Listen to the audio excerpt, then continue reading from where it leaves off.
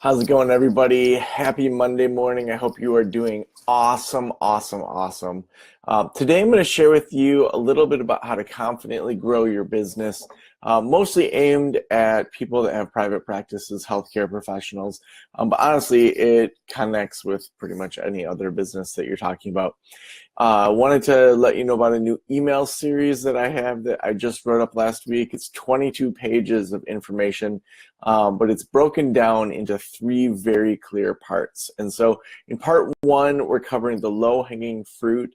And then in the other parts, we're going to talk about how do you scale, how do you grow, how do you go after big ideas. And it's really aimed at people whose businesses have already been established. So private practices in particular that have established a practice and they're looking to grow and scale kind of beyond what they've been able to do up to this point. So today we're going to talk just a little bit about the first major concepts of low-hanging fruit. Frequently when I meet with consulting clients, people in my mastermind, there's a fruit fly that is, we don't have much fruit, sorry, excuse me. The low-hanging fruit side of things is really where we need to start. And that's because we want to look at what's already working, optimize that, and then extract yourself from that so that it's moving, it's bringing in that income, rather than you add a bunch of new projects, but you didn't really get everything done that needs to be done through your practice, by adding clinicians, adding automations, things like that. So we're going to start with your lifestyle that you want to live. And we're going to determine what that looks like first. And so do you want to work 3 days a week and have 4-day weekends? Do you need to be the main income earner and you're trying to replace your income so that you can leave a nonprofit? Do you need to have a multi-6-figure business and you don't care kind of how many hours you work right now? We need to at least know some of those numbers. And so we're going to start with especially your time numbers. How many hours a week can you actually commit to this? And so people that have a practice that's getting some traction, they may be seeing 15 clients a week and they say, I really want to be at like 30 hours a week, maybe like 20 to 25 hours of clinical work and then 5 to 10 hours of marketing, connecting. So we want to put you at that number of work right now. And so if you are only seeing 10 people a week, but you want to be at 30, you need to be working that 30 hours so that your mind gets in that habit of getting that much done in a week rather than, I get to, go do some errands or I have some extra time for myself. No, we want you working the number of hours that you think that you actually want to work as a lifestyle. The opposite is true also, where if you're working too much, if you're one of those 50 or 60 hour a week people, you're excited about how much money is coming in, we need to start setting some boundaries around your time, because what often happens is the work fills to the space we give it. And so if you start shaving a couple hours off, maybe you take an art class, maybe you exercise more, maybe you just leave to go on a date with your significant other, what happens is then you become more efficient. You force yourself to set up automations. You spend 20 bucks a month on this and, $100 a month on that to help a virtual assistant come in to really take things off your plate. So it's really important that you start to create the life you want and then squeeze your business into that. As well, we want to look at the money side.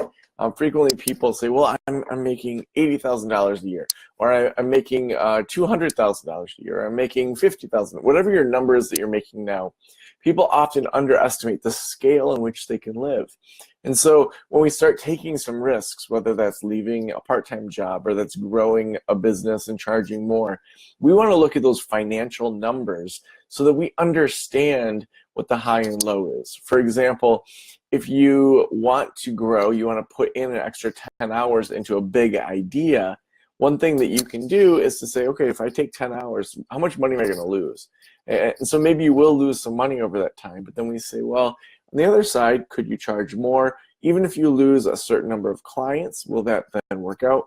If we don't know what the lowest is that you and your family can live on, that makes it a lot harder to take some risk. So if you stopped going out to eat, if you got a smaller car, if you went down to one car, all these little things that can then make it easier for you to say, hey, if it gets bare bones, we can survive on this much money per month. I hope we don't have to, but we can actually survive on more or less than this amount. Now, next we want to look at how much are we willing to invest in our growth. If we keep doing what we've been doing, we always will get those same results. And so investing strategically in your results is really important, and looking for ROI, return on investment. So if you know that if I put $300 into an assistant every single month at 15 bucks an hour, that's buying me 15 to 20 hours a month of extra time. If I do that on a regular basis, what does that buy me in regards to being able to scale and grow rather than being overwhelmed, putting out all these fires? If I put some time, if I invest that time into training an assistant so that a lot kind of goes off my plate, that's going to then help us understand your numbers better as well. You want to know, do you need to invest in strategic training? Do you need to invest in some consulting, in a mastermind group? There's so many different things that you want to look at, but you want to watch that ROI. You want somebody, if you're investing, whether that's in consulting or a mastermind, that's done it before. They can say, I look for 5 to 10 times the ROI on what people pay into this. I want to see people that scale, that grow. And if someone doesn't have a track record of doing that, well, then they're probably newer to the field. They're probably not able to help you grow at the scale that you want. And Dale, I'll get to your question in a second. And all of you that are tuning in, thanks for tuning in. Feel free to start dropping some questions in there. I'll be answering a couple questions about how to confidently grow your business in just a second. And so we're going to look at those numbers. We're going to look at that time, money, and where to invest so that you can continue to scale and grow. Next, we want to talk about that one major mindset that multi-six-figure businesses and owners have that the 0 to 100K folks typically don't have. And the big difference between the two is how willing they are to take certain hats off. The thing that gets you to 6 figures is often hustle, bootstrapping, wearing multiple hats.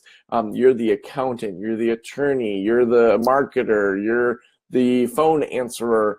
And for a certain point, that makes sense because you have the time to do that and you want to save the money. But the big differentiator is how well you start taking those hats off once you start to grow. And to stop saying, only I can do this. I can do it best. Yeah, you probably can for a while, but take Emily, my director of details. She is so much better at follow through and follow up than I ever was or ever will be. She has that skill of being highly detail oriented. So because I brought her on, she then makes me look better. Same with Samantha, my chief marketing officer. You look at the images that she's able to kick out and the scale that she can do things that I would have been this kind of plug in that system that slowed things down. By bringing her on, that has helped me scale and grow so much more and to kind of multiply time and money. And so those top CEO mindsets are about multiplying time and multiplying money and finding strategic ROI investments to make so that you grow beyond just yourself. All right, I see that we've got some questions coming in. Good morning to Heather, Stephanie, so glad you're here. Dale, Pam, Julie, Otto, Jake, is that the same Dale? Yeah, same Dale, double Dale. Otto, I think that's the curling Otto. So thanks for the broom I got from you the other day. All right, Dale says, I want to do 20 hours a week and now doing less. Brilliant points, thanks. So Dale, if you are at 20 hours, you want to be at 20 hours a week, I'm interested where you're at now and where you're getting traction. So if we were working together in a consulting relationship, I would say look at what's working. So if that's networking, do more networking. So if you want to be at 20 hours a week and you're at 5, I want to see you have 5 to 10 meetings a week that you're just meeting people in your community. That during this time, you've got that time to go get coffee with 1,000 people. And that's super scary, especially for people that are more introverted. But if you want to be at 20 hours, then be working 20 hours as much as you can. Same is true with if you want to be at a certain income level. Make sure you're really going after those things that are working. If you have any other questions, you can always email me, joe@practiceofthepractice.com. If you haven't signed up for this email list, it's for people that already have some traction, that are growing their practices, that are growing their businesses. If you're brand new and you're just getting started, you can go to practiceofthepractice.com/start. Otherwise, scaling, what is the URL again? It is practiceofthepractice.com/next level practice, or just go to Practice of the Practice. It's that main kind of hero image right there. You guys rock. Thanks for letting me into your brain and into your ears and for tuning into the podcast. You guys rock. I'll talk to you soon. Have a great week. Bye.